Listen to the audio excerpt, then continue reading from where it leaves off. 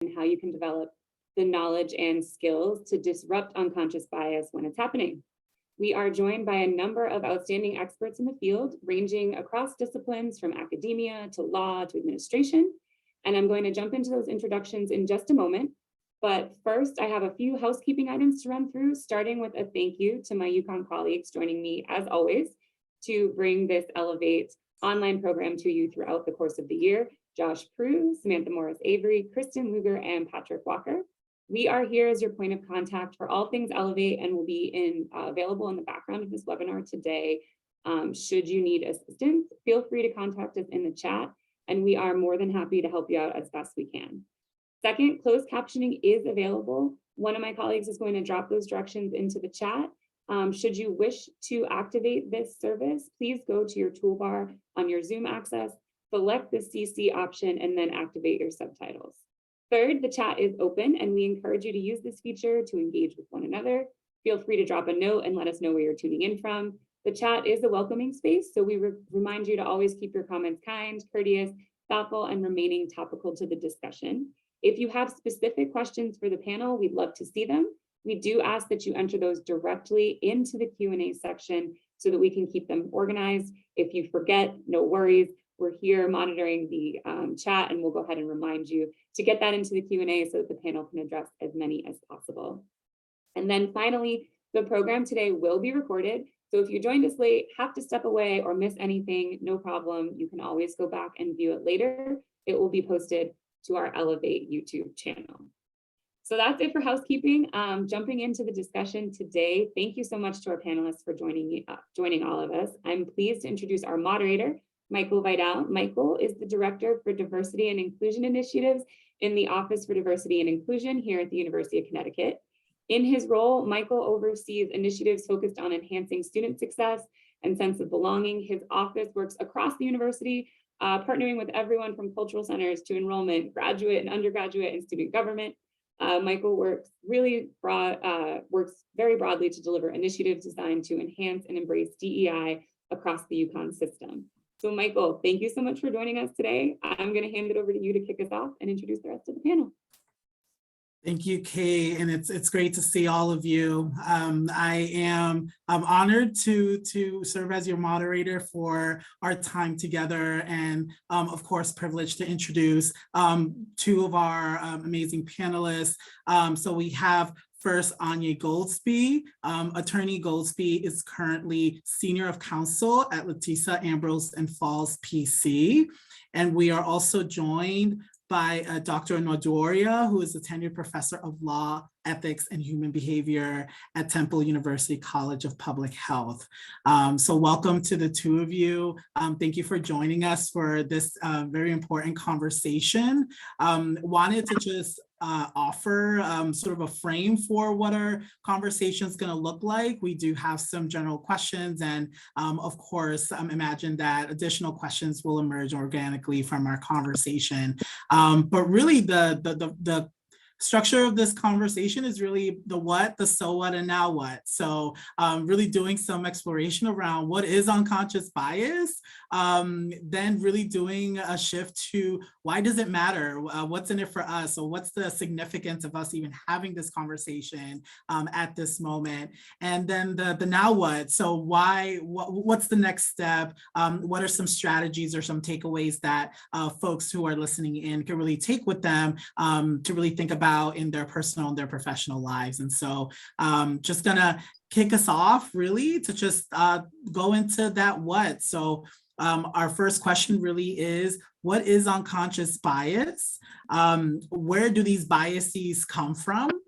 And what is the difference between the unconscious, implicit side of bias and then the explicit side? And so perhaps we can just start with you, Attorney Goldsby, just to offer some initial thoughts on that. Absolutely. And I'm so happy to be here, particularly as a graduate of UConn Law. This topic I think is very important. And one thing that I usually explain to people when I am talking to groups about diversity, equity, inclusion, when it comes to unconscious or implicit biases, is that we all have them. And really the simple definition is that it's the way we perceive and see the world and our thoughts about what we see, but they're unconscious. And so these biases are something that we all have. And the reason why they're biases is because that's just the way the world is around us. We all see things and perceive things very differently. And so just through our daily lives, we may start to inherit a bias that we don't even realize we have, just based off of our own life and our own experiences. So the reason why it's implicit and unconscious is because we do it automatically. We almost don't realize that it's something that we have. These thoughts are just happening so quickly. We don't know that that's the thought we're having. So the difference between the implicit and unconscious and the explicit bias is really just the awareness that the bias exists. So I'll send it to Professor to see if he has any additions on that. I think, Attorney Goldsby, thanks. I think you covered the whole gamut. Essentially what it is the key word there is unaware, that you don't know that you carry that. And it has to be brought to your consciousness. Unconscious bias is global. Everyone has it. We all have it as we speak today. The key thing here is not aware of the knee-jerk reactions that you have on a particular situation. It's about worldview, how the lens through which you see the world, right? Essentially speaking. And you don't know how much it hurts somebody else because you have that kind of that particular vision of the world itself. And so what unconscious bias is all about, that we all have it. And where does it come from? Our backgrounds, our experiences with our families, our communities, our organizations. And so we all grow up with some degree of unconscious bias. The key issue here is to what extent does it impact on you as a person who carries that unconscious bias, and to what extent does that impact on others, that you may have some power, some degree of control or some degree of leadership. So I'm going to talk about leadership and unconscious bias later on, but essentially what the key word in unconscious bias is not being aware. It is sitting there, kind of dormant, but it's there and it functions every day, 24/7, in every sphere of life, so to say. Thank you both. And I'm curious if you can share a little bit more about, Professor Nduoria, you talked about our families, our communities, organizations really contributing to a lot of those biases, or at least in the messaging of that. I'm curious if the two of you also had additional thoughts of just other sites in our society that really contribute to that messaging that takes place. I think our history has a lot to do with that too, the history of the nation itself. For example, the issue of, I teach a course called Deconstructing White Supremacy in Social Work Practice. It's a very, it's a very interesting course, but what I'm saying, the history of a nation, the history of a people, enter the idea of unconscious bias. For example, the fact that in this culture, the experience of enslavement of African Americans for hundreds of years has gotten deeper into the DNA of the United States culture, that automatically when you see a Black person, a person of color, there are unconscious bias. But there's also something that it's not just the external, but also the internal, because some of us have internalized unconscious bias too. So we play it out to the larger public to the point that it becomes more like an agreement, a contract. Okay, I'm a Black male. I have 3 sons who are in their 40s, right? And automatically it's the dad, because I'm a Black male, I can't 1, 2, 3, 4. So he's got into his own culture. And that also brings an internalized behavior. I can't do it because I've been told. It's not explicit, but it's unconscious, and it leads. Unconscious bias actually determines how long you live on this earth, so to say. Determines who you marry, who you identify with, what you do. It has a serious implications in both the macro, meso, and the micro levels, so to say. It can be very destructive. It's a very perturbing and terrifying internalized way of materializing our human life, if that makes sense. Yeah, I think he made some really great points there. One of the things that I do with My business, Black Esquire, is some mindset coaching. Part of one of my missions is to increase diversity in the legal profession. And some people know me as Attorney Goldsby, but I'm also known as the value coach, because I realized that a lot of the clients that I was working with actually had this internal sense of devaluing themselves. And most of that seemed to stem from some access or information that they were receiving from others. So these microaggressions that Professor mentioned are things that you're going to experience. I usually describe a microaggression as it's taking the next step of those biases that we have and actually putting it into action. They can still be implicit, but sometimes they're explicit as well. So if someone says to me as a Black woman, oh, I didn't realize you went to law school, or things that would assume things about me without actually knowing me, can be very difficult to actually listen to. I can tell from personal experience and from talking to a lot of clients, if you are constantly being hit with microaggression after microaggression, people telling you that you aren't who you say you are, or people devaluing you, that will start to internalize in your own brain and can actually really have some negative implications on how you see yourself in the world, what your value is, and how you can actually contribute to it. So I think it's not just about personally understanding your own biases, but really understanding that we all have a responsibility to know what our bias is and actually become more aware of it, because that can actually have negative implications on other people.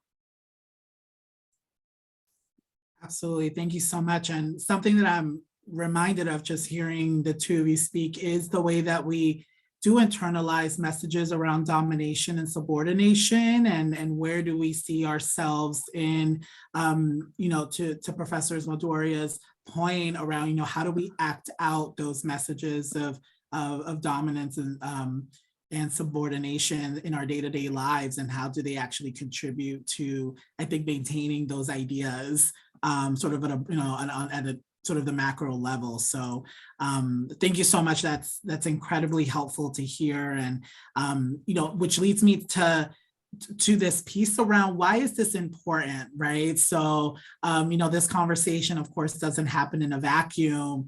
I'm curious if, the two of you could just offer your respective thoughts around why is this conversation, why is it important, right? Outside of course, what's already been shared. It's another way of thinking of it is, what's in it for us as a community, those of us who are directly impacted, but those of us who maybe are just not aware of this phenomenon. Why should we continue to center this particular conversation of unconscious bias?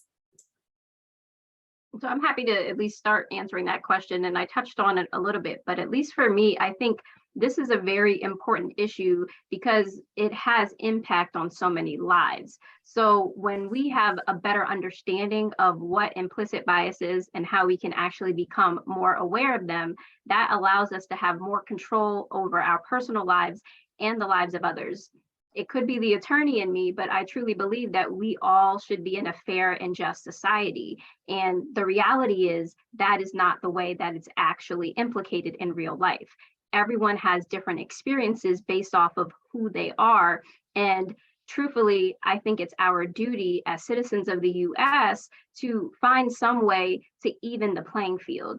So one thing that I know we didn't get there yet is that I think people need to take ownership and responsibility of what their biases are. And that starts with educating yourself, because once you become more educated about your own biases, that can also help you to become more educated on cultures of other people. When we see things, when we understand and we realize the privilege that we have, then we actually have the ability to jump in, be an ally, and assist those that may be marginalized in experiencing some of these disparate treatments in the world. So it's important for so many reasons, but I believe having this awareness and actually taking responsibility and action can actually elevate us to change. Yeah, I think talk about the issue of personhood, right? That you're a human being, Michael Vidal and Agnew, attorney. That we are human beings first. There's a personhood. The issue of implicit bias, unaware bias, it can be an attack on your personhood, so to say, right? I have 2 PhDs and I have 2 law degrees. When I tell students that, they say, how did you make it? Well, that's an implicit bias right there. You're saying you can't because why? Why could I make it? Because you're Black, you are African. So that's impossible. How did you get it? Well, I got it by working hard after, and Gosby knows about that. So my point is, well, what does it do to me when somebody asks a question like that? That's an attack on my personhood, right? But at the time when you express those doubt, then you're sort of downgrading my personhood, so to say. So I'm a sub-person at that time. I'm a human being with a question mark, if you get my point, because people like you are not supposed to. And there are barriers that are set up right away by the person who's asking those questions.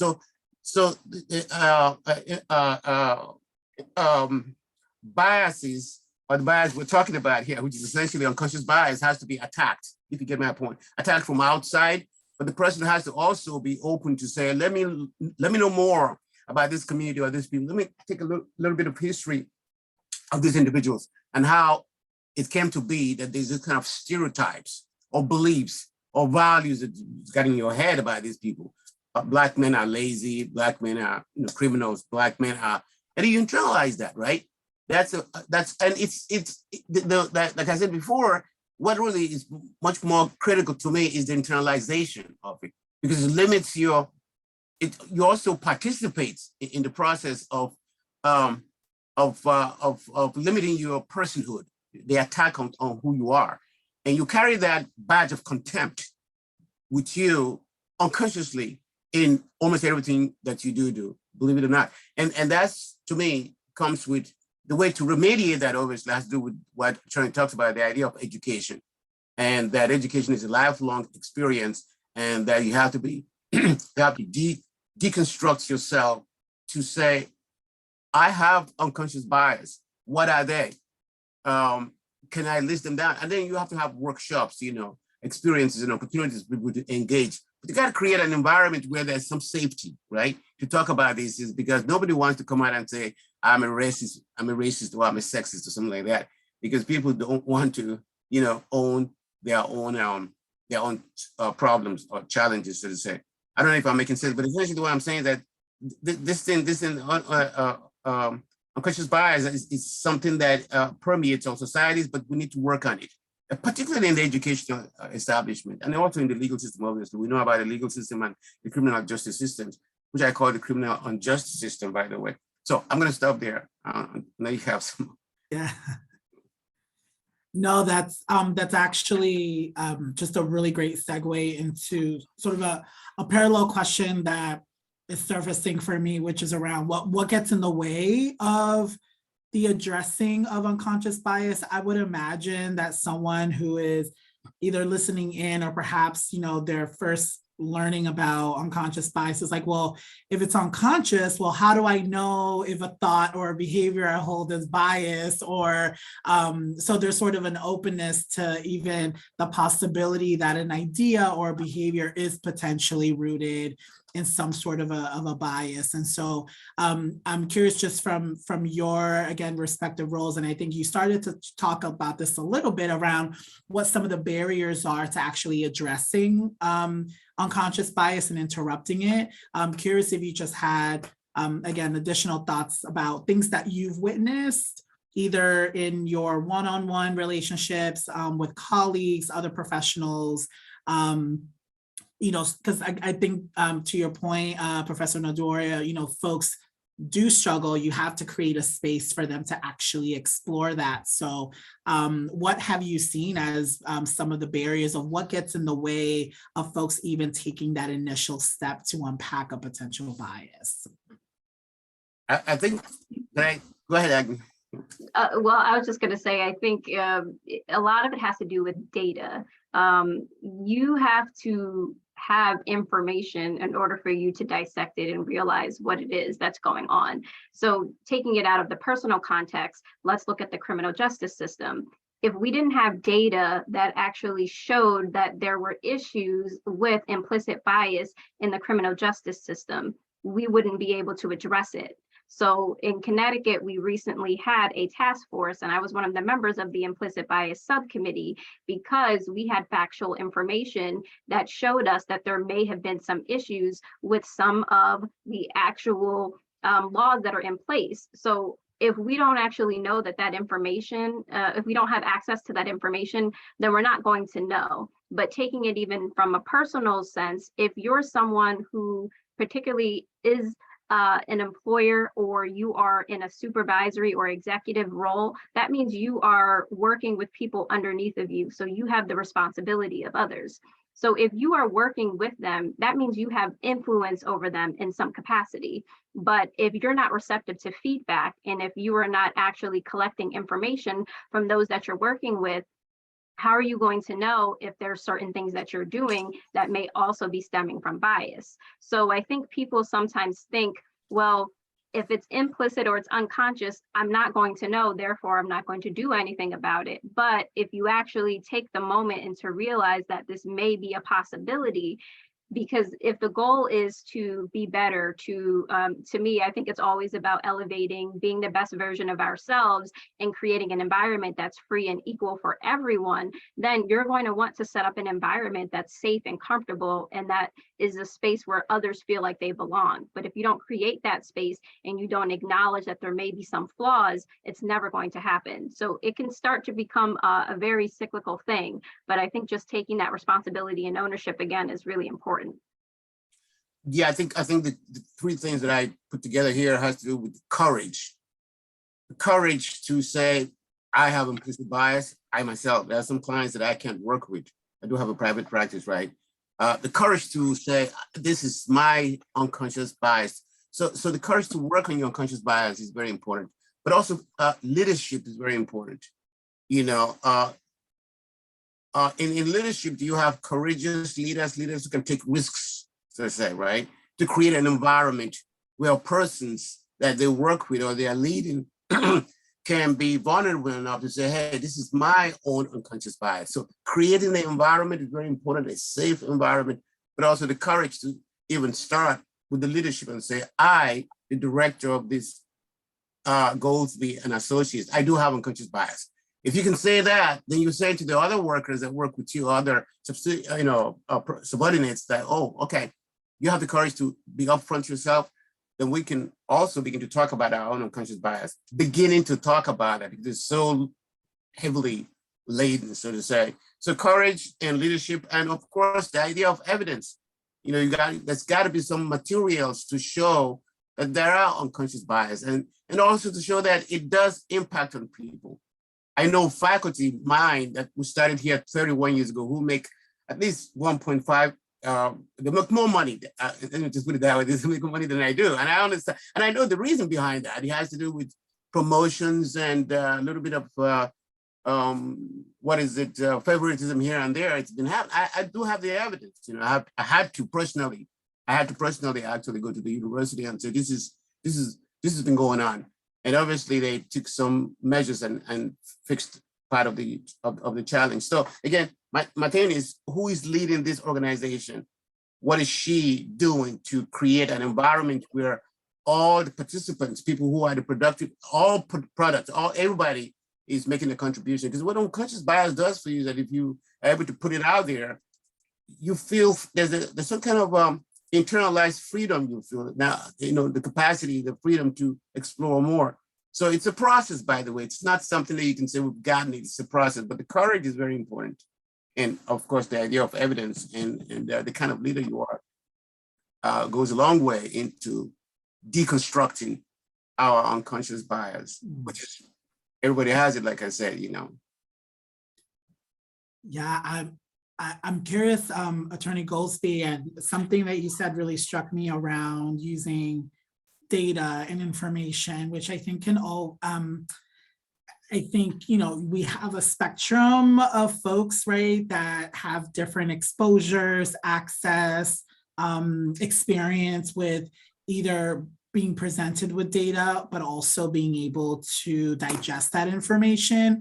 And so I'm curious, just from you, Attorney Goldsby, you know, I think there's also a lot of questions around individuals or communities that will still be resistant even in the face of data and evidence, right?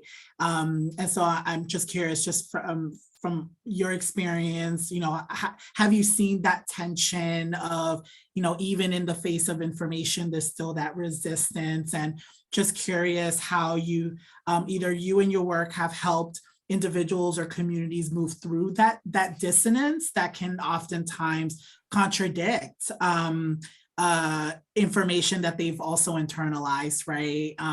So that's something that I'm thinking a lot about is how do we help individuals and communities move through dissonance when we do present them with data and evidence, right, that contradicts a belief that they have held for a long time. Yeah, and that's, I think, probably the biggest problem that anyone that does work in diversity and unconscious bias is you really do have to deconstruct somebody's original thought process, because as humans, our thoughts create our beliefs and our beliefs create our reality. So once we have created this as a reality for us, it's going to be very difficult for us to take on something else as a reality. And it's shocking to some people, right? And most of us, we're averse to change. As much as we know we need to grow and develop, we don't like things to be different. We want things to stay the way they are because it makes us feel more comfortable and probably makes us feel more safe.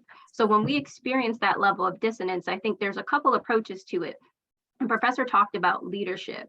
When we have a focus on those who are in leadership and who are at the top, I think they have to, again, take that ownership and responsibility of what the information is that's being presented to them. And then the key question for everything needs to be why.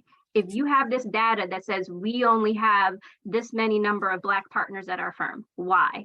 We only have this many number of women that are in this position, why? You have to actually have some level of curiosity about the information that you're receiving. And then I think that will open up your mind potentially to say, there's something going on here. Now let's figure out how we can actually change this. But if you don't actually start with that initial question of why, and if you're not receptive to the information that you're going to receive, it's never going to change.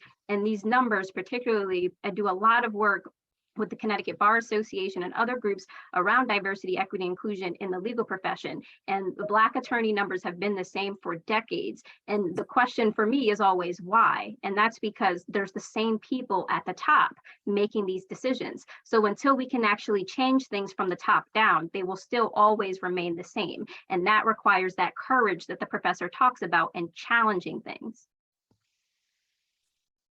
And the courage thing, obviously, like the attorney talked about, but also I think I want to talk about how the presentation, as a professor, how you present the material also is very important, because again, the methodology of the presentation itself.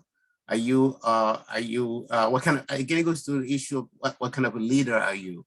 Are you a consensus person, or are you authoritarian in your presentation of the material? Because, so the modality or the methodology of the presentation is so critical too, in terms of how receptive it will be within that particular organization. So again, it goes to the kind of leader you are, essentially. Thank you. Being mindful of time, I do have a couple of more questions for the two of you. Just to sort of conclude this section of, why is this important? There's this interesting phenomenon where some folks are aware of some biases compared to others, right?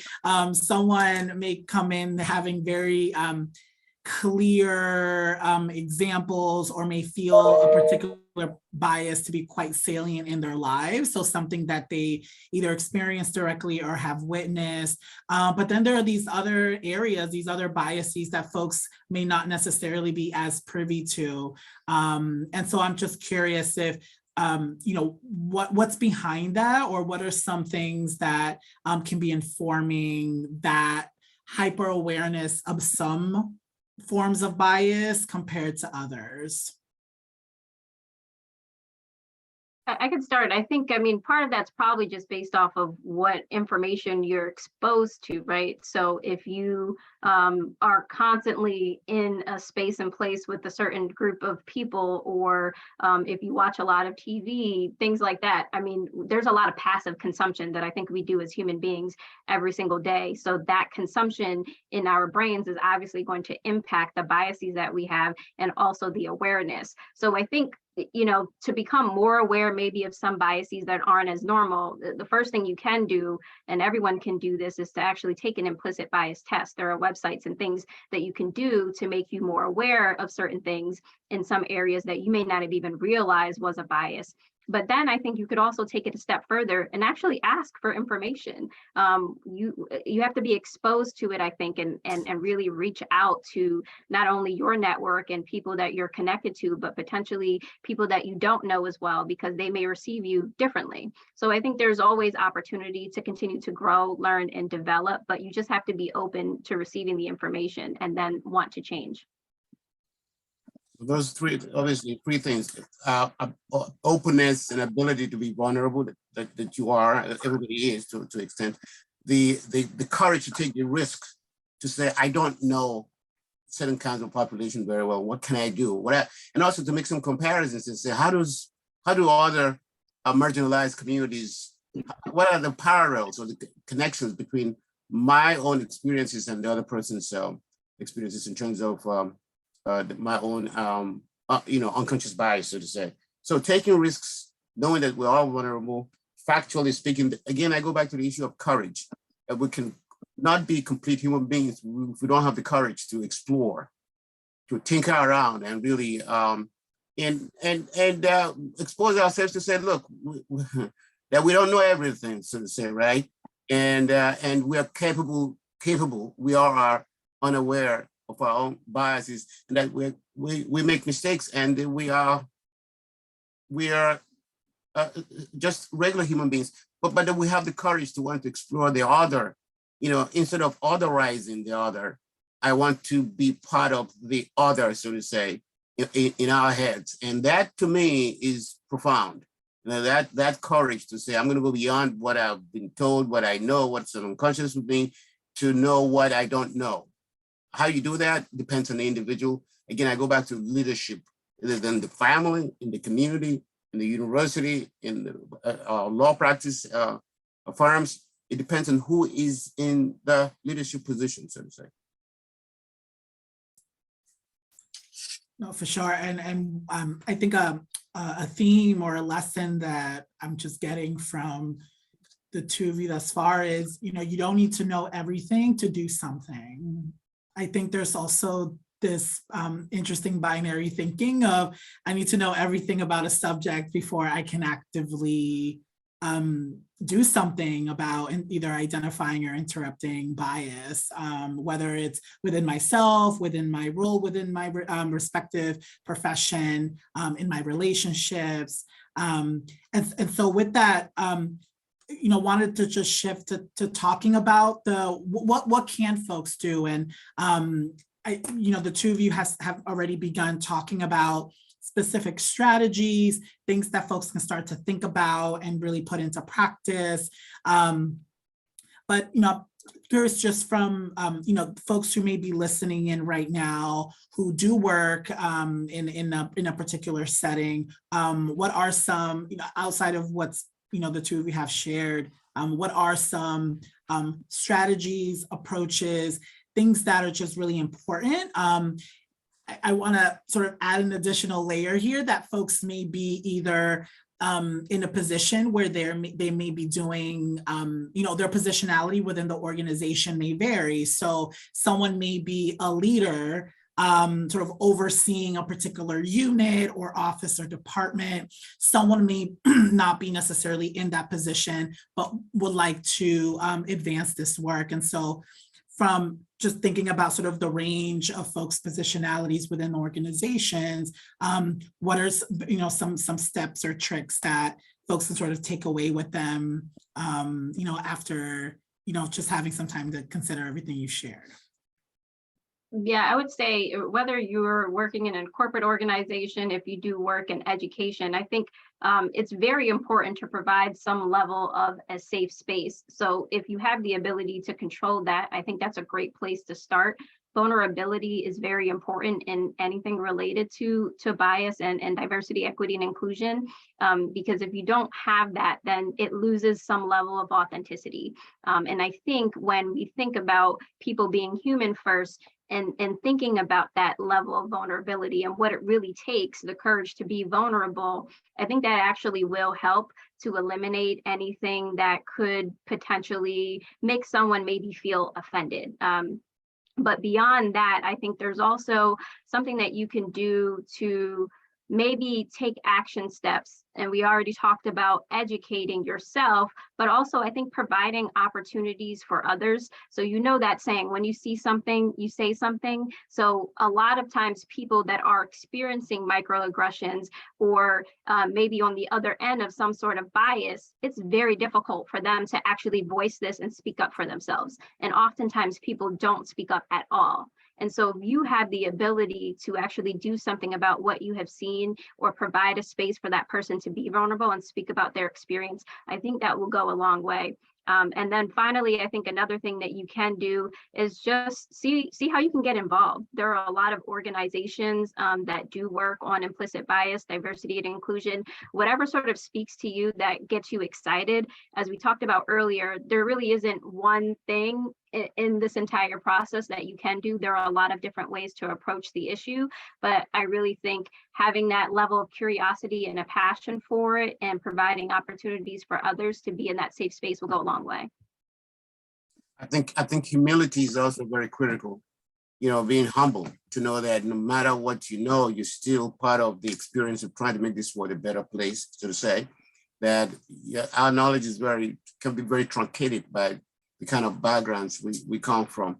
So that idea of humility becomes very critical, because to be able to enter into somebody else's head, you have to be humble and to say, I don't know. I'm curious about knowing. I know a little bit, but not that much. So humility is very important, but also, like I've been talking about the idea of courage. But that humility also, in the process, you also talk about your own vulnerability, that you are vulnerable.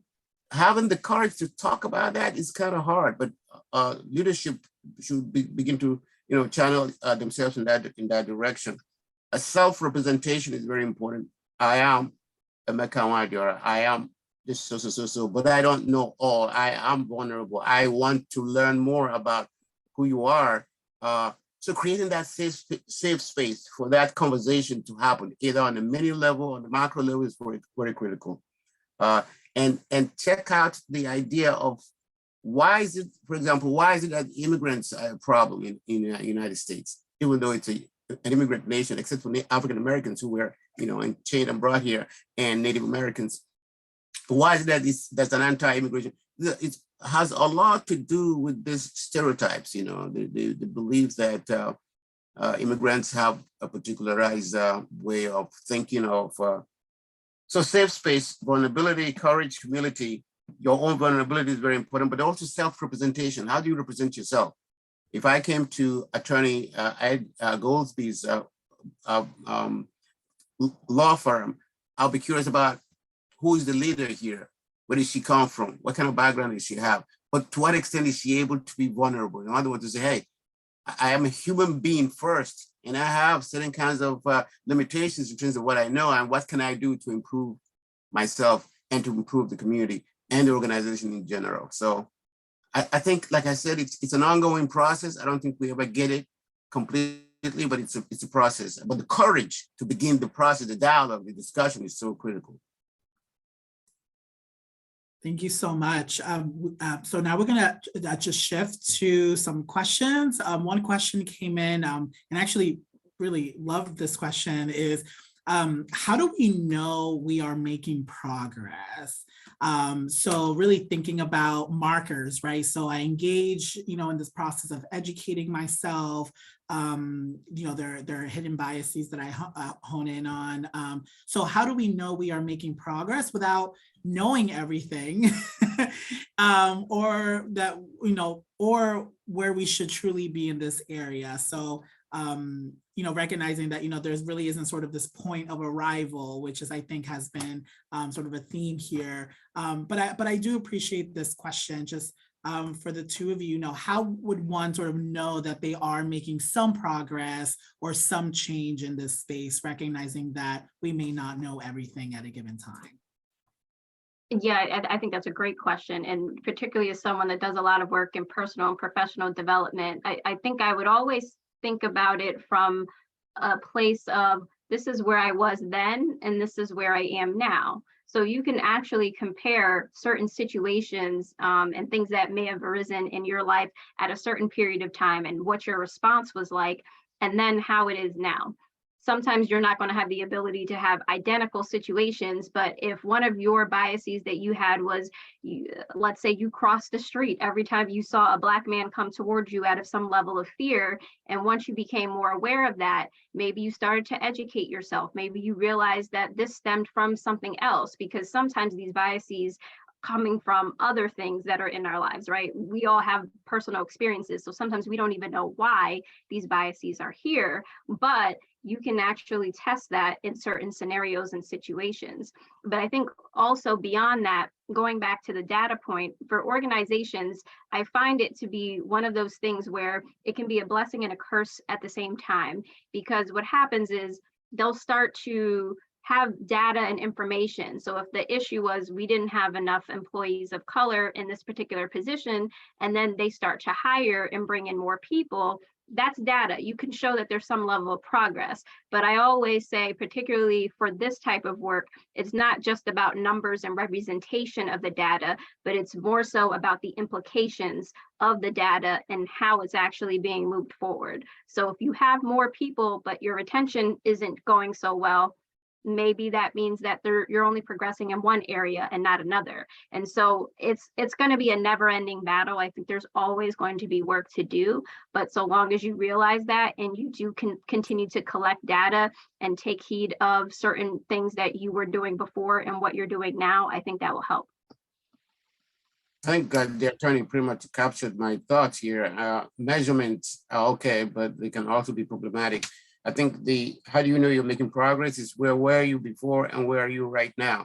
As an organization, what is the organizational culture at the time you started doing your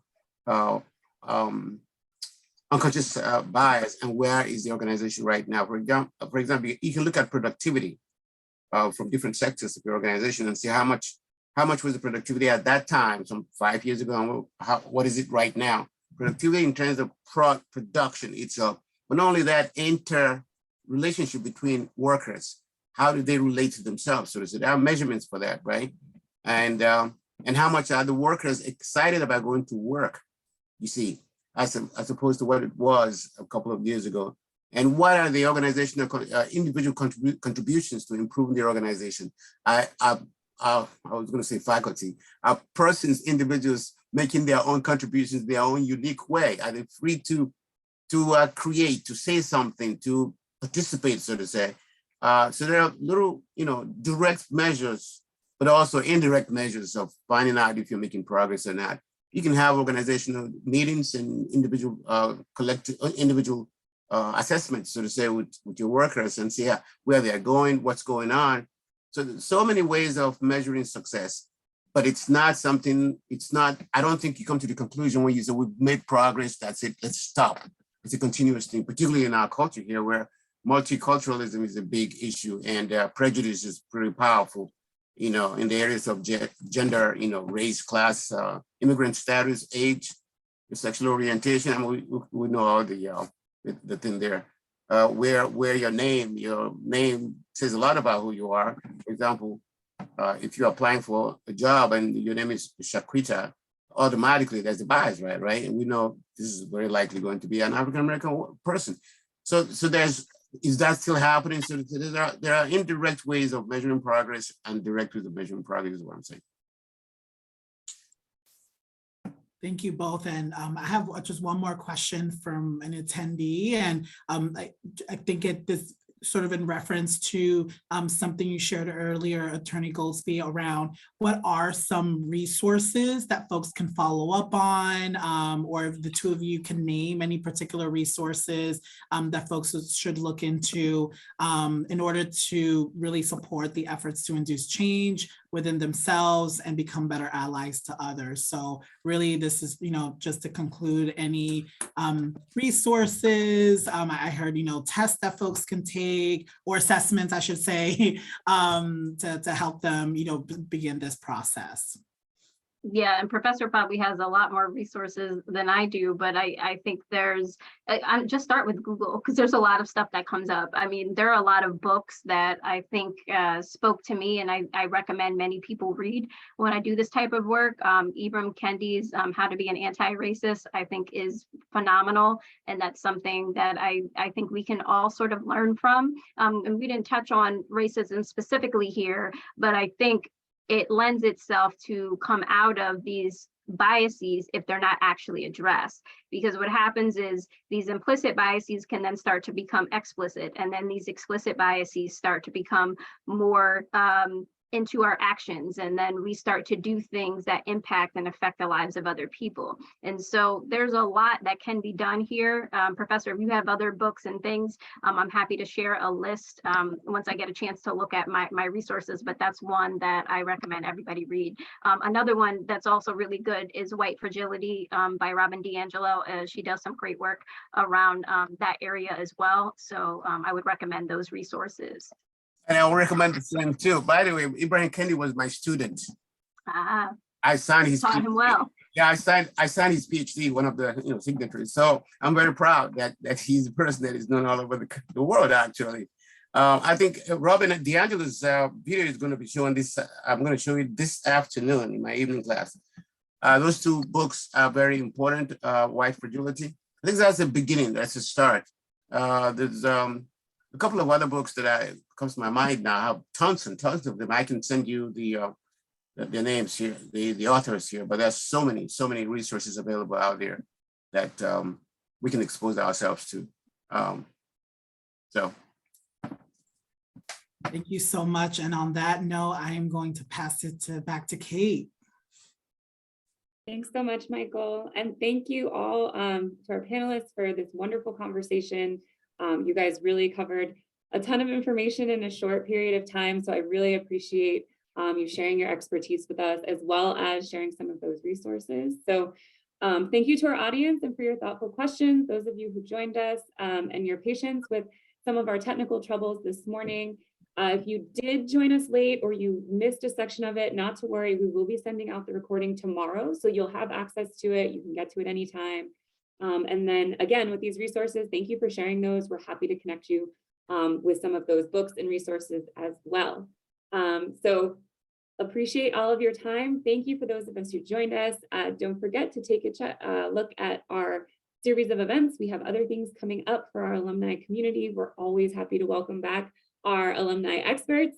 And thank you again, Michael, for hosting this conversation. So we appreciate all of you, and we will see you next time. In the meantime, stay well. Send us the money, okay? The check in the mail. Thank See you guys later. Nice to meet you guys, by the way. I'll see you guys. Bye-bye now. Thank you for the opportunity. Thank you.